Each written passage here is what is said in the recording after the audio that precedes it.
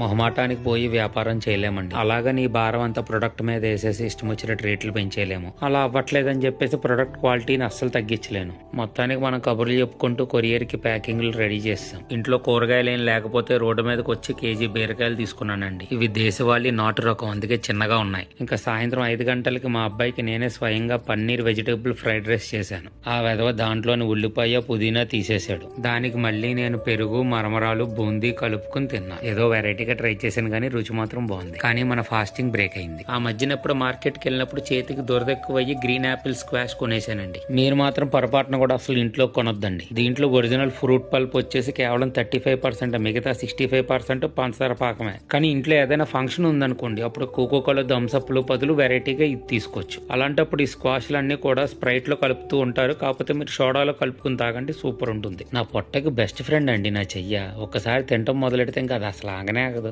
ఏదో ఒకటి దానికి అందిస్తూనే ఉంటది. మొన్న ఎవరో తామలపాకు తాంబూలం ఇచ్చారు అనుకి. తామలపాకులు ఇచ్చిందే తినడానికి, కానీ ఇప్పుడు ఎవరు తింటున్నారండి? సడన్ గా ఉట్టి తినాలనిపించింది, నోట్లో వేసుకుని నమ్మలేసా. కొద్దిసేపటికి 3 జీడిపప్పు పలుకులు తీసుకున్నా. మా ఇంట్లో మేము ఎప్పుడు బిర్యానీ ఫ్రైడ్ రైస్లు చేసుకున్నా సరే సగం వరకే రైస్ ఉండేటట్టు చూసుకుంటాం. మిగతా సగం అంతా వెజిటేబుల్స్ తో నింపేస్తాం.